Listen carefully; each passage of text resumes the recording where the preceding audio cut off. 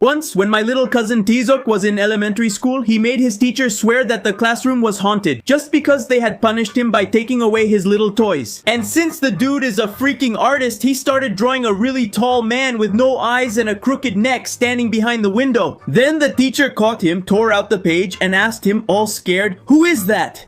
And that guy, showing off his acting, told her, "He's the one who peeks in every afternoon when you scream." Tizoc says she was frozen with fear because that same week someone had knocked on her window in the afternoons. So she ran out to tell the principal, and from that day on, she thought twice before punishing Tizoc. But the worst part is that that fool was actually trying to draw the janitor as a creepypasta version. One time, my mom got arrested at a mall because of me. And my dumb brain that doesn't think straight, because when I was a kid, I screamed at the top of my lungs, "Help! This lady's dragging me away!" But I was just being a brat, because she didn't want to buy me a chocolate ice cream. But when I did that, the security guard and everyone started shouting, "Save the boy! They're taking him!" And the security guard tackled my mom to the ground, but my mom was shouting, "I'm his mom! I'm his mom!" She even showed her ID, but the worst part was me saying, "Don't believe her."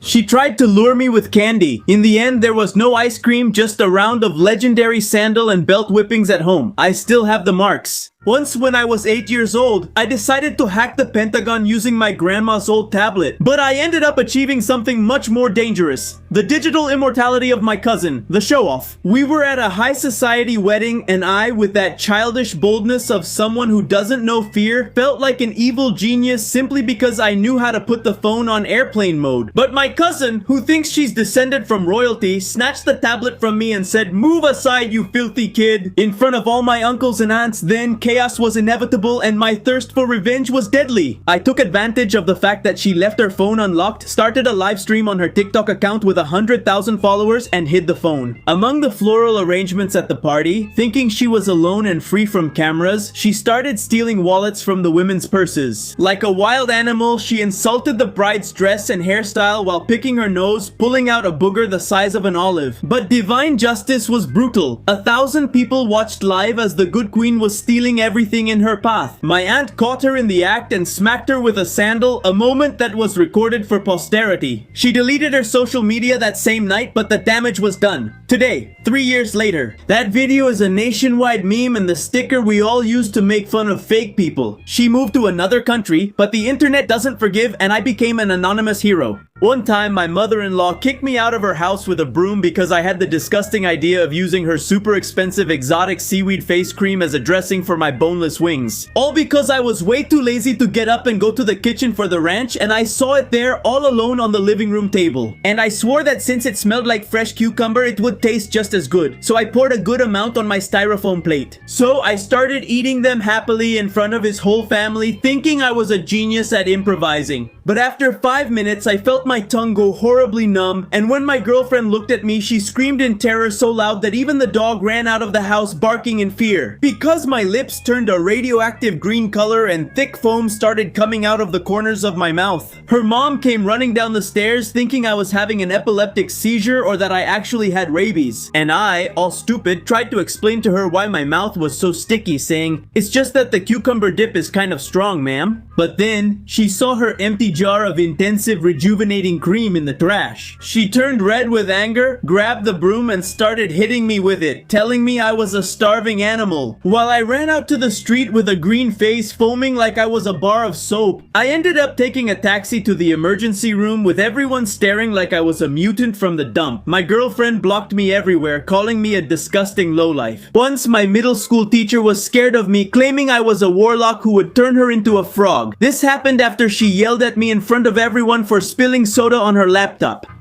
And the next day I brought some incense, a clay cup, and a lighter to school to help me relax. But she saw me making strange movements at my desk and scared she asked me, "What is that, Manuelito?" And I told her, "It's for you, ma'am, it's for bitter old ladies." But the lady made a face like she was about to faint because a few days earlier she heard me say I was going to improve my spells. But I was talking about Clash of Clans, not real witchcraft, and she got scared. She begged me not to do anything to her or her family, and she gave me a 10 just so I wouldn't curse her. But I don't blame her. I did look like a wizard. One time I made my whole school believe I was the devil. I became the class bioterrorist and made the bully think he was melting from the inside. Because the guy always made fun of me for having pimples. So I put some industrial grade fluorescent blue dye in a drink he stole, and when he drank it I said, seriously, no way, did you drink the chemistry experiment? That's radioactive acid. Then the guy ran to the mirror, saw his galaxy blue tongue, and started screaming for help. I'm turning into an avatar! I can't feel my legs anymore!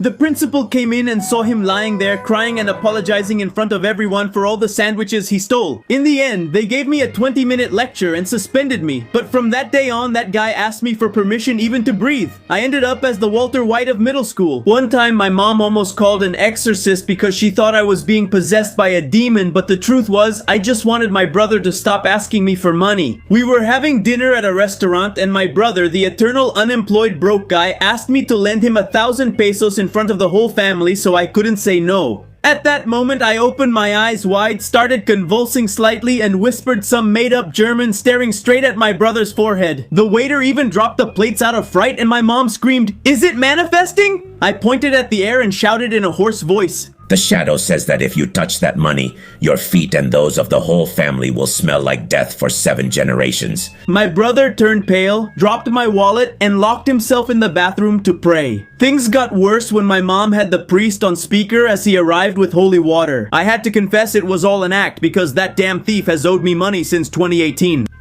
My mom gave me a truly satanic smack with her sandal in front of everyone, and that's when I really felt like my spirit was leaving my body. The good thing is that now my brother is afraid of me and my wallet is safe from his little loan requests. Once when I was 12, just for playing spy, they planned to jail my neighbor Don Cuco and I left him traumatized for life. I bought some really cheap walkie-talkies at the street market and their signal was super open, so they kept picking up other radios all over the block. So I was there just being lazy in my room listening in on other channels when suddenly I hear Mr. Cuco saying really quietly that he hid the package in the yard. No one will notice this crime, and acting crazy with a movie commando voice, I pressed the button and said, "We know what you did, Cuco. The area is surrounded. Surrender or we'll come for you." And he freaked out so much that he threw his radio. Then I glanced out the window and saw the poor guy, all pale, throwing a black bag into the trash can, his hands shaking. And he ran out in his underwear to his truck yelling, "Don't take me, it wasn't me, it was the cat." The gossip got so big that the police showed up because they thought he'd had a psychotic break. In the end, the package was just a really expensive vase that his mother-in-law had given him and he broke it by accident. My dad took away my gadgets and made me apologize to him. And now, every time Mr. Cuco sees me, he crosses the street out of fear. Honestly, I did become Agent 00 Dumb once when I was 6 years old. My dad woke me at 4 a.m. so I could use the bathroom. Because he said that if I didn't, I'd end up soaking the mattress with pineapple soda, so I, all zombie-like, get up. But since I was half asleep, I thought I was already in the bathroom. I pull down my shorts and sit on what I thought was the toilet. Then, the next morning, I hear my grandma scream and she said, "Kid, you peed on the plants, you little pig!" And now my grandma is always on the lookout at 4 in the morning to make sure I don't cause any more trouble. One time, my mom almost killed me in front of my whole family because I was about 8 years old and we were at a family gathering. And my Aunt Lupita showed up with her new boyfriend whom I had never seen before. So my mom tells me, "Say hello, son." And I go up to him and say, "Hello, sir." and he says to me, "You can call me Jorge," and I go, "Oh, Jorge." But why is your face so wrinkled?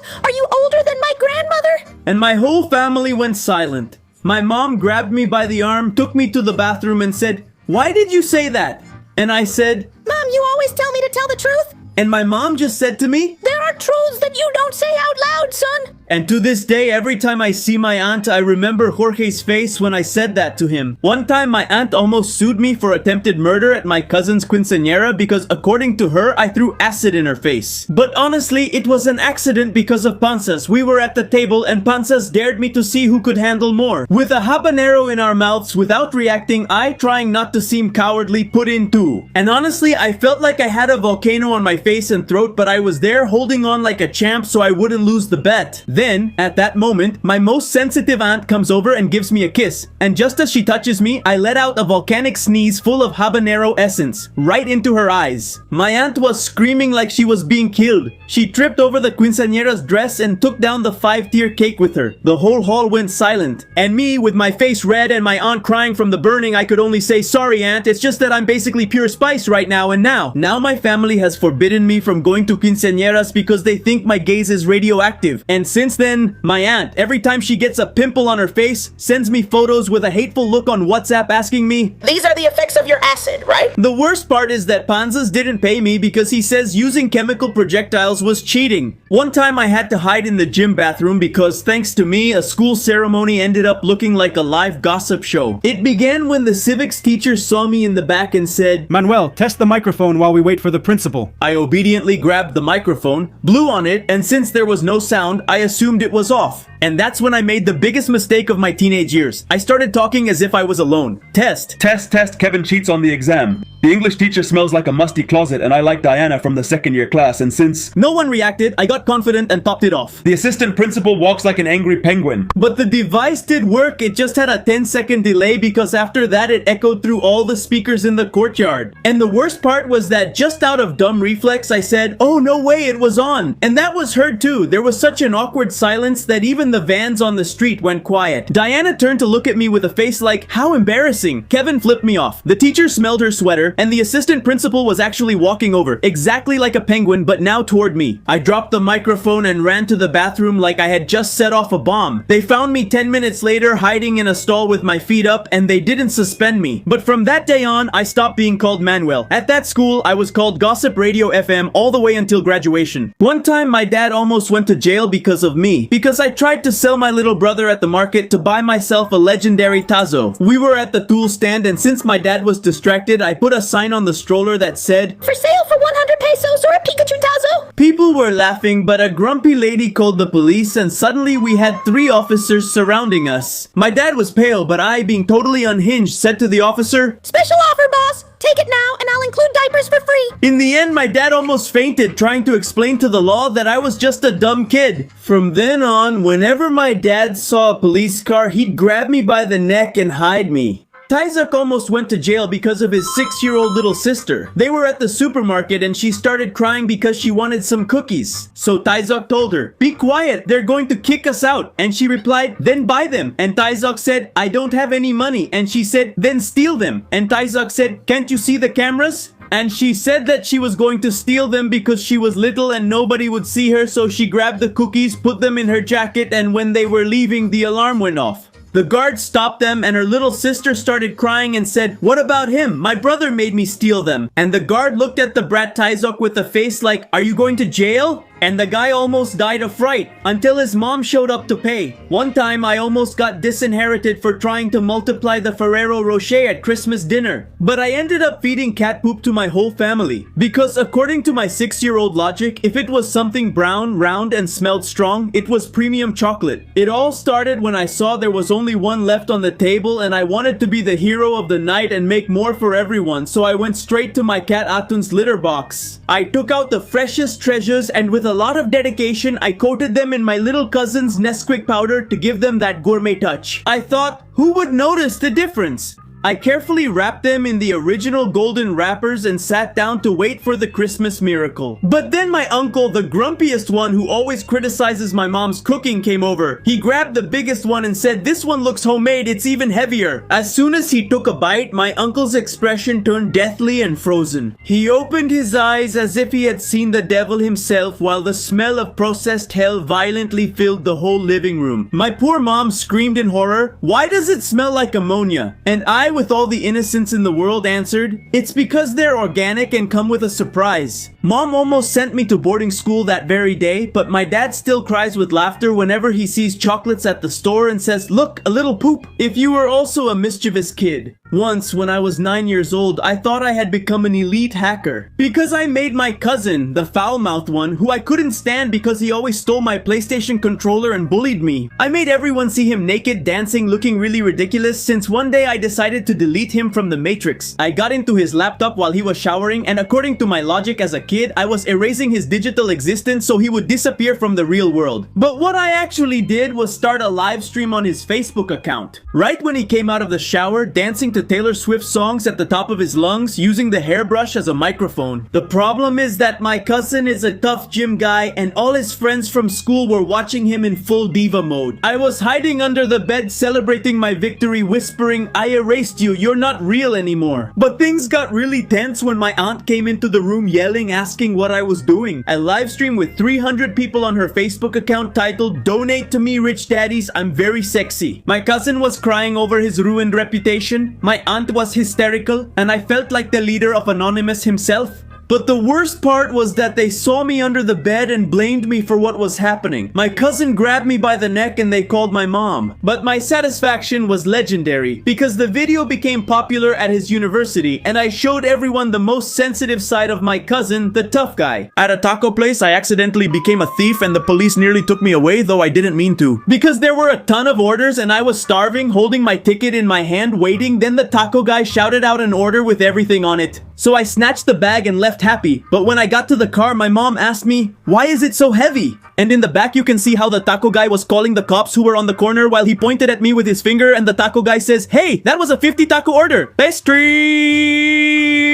Confidently, I pulled out my ticket, but I was screwed since I only ordered 3 al pastor tacos. I had to return them and the police just stared at me like I was a terrorist. One time at school, my computer teacher fainted because of me, because she had said, "Bring a mouse tomorrow because the classroom doesn't have any." And I got home and told Tizoc, "Bato, we need to get a mouse." So we caught one in the yard with a bucket and I put it in a shoebox with little holes. And the next day the teacher says, "Who brought the mouse?" And I, all proud, opened the box in front of her.